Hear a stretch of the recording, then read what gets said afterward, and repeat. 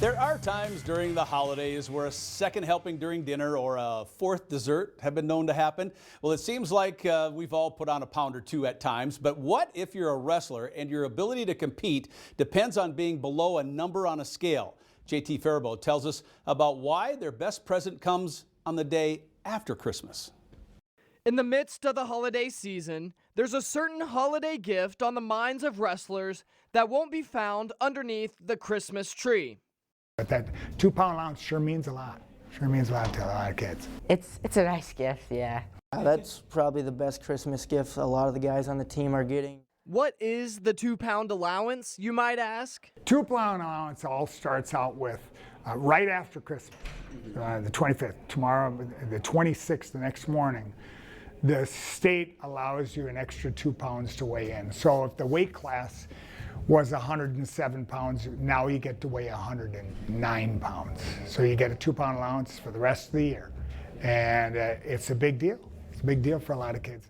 Though it's only 2 pounds, some wrestlers would say it's still a massive weight off their shoulders. We've been making scratch weight all year, and 2 pounds doesn't seem like a lot in the grand scheme of things, but when you're really struggling to make weight, that extra 2 pounds is a big deal. So takes a little stress off us, and we don't really have to worry about cutting as much weight and just having fun, enjoying the sport a little bit more. Not only do the kids benefit, but the coaches too. There's some of the weight classes that we're struggling to fill right now are weight classes that now that we get to 2 pounds, I think it's going to be a lot easier having a conversation with kids about weight. It's still going to be a challenge for some kids to get to those weights, but the extra 2 pounds is definitely a good Christmas gift.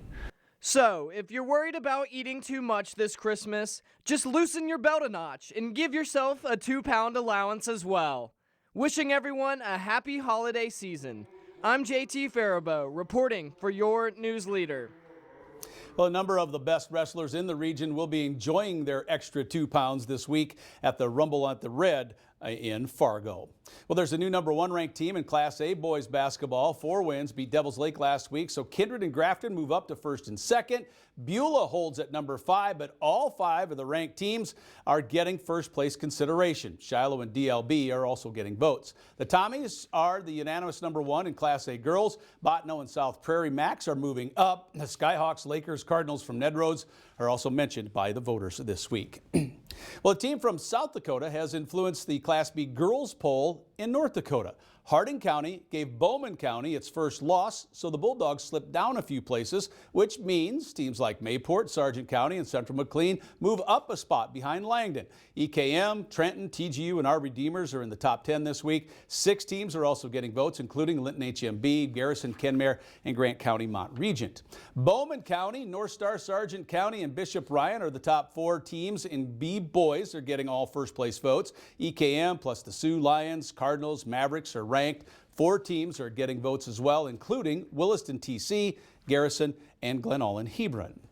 Well, it's impossible to win consistently in the NFL with your best players on the sideline with injuries. You can add tight end TJ Hawkinson and linebacker DJ Wanham to the Vikings list of players out for the season.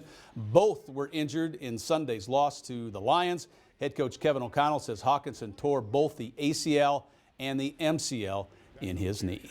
It'll be tough to make the playoffs. Yes. All right. We'll be right back after this.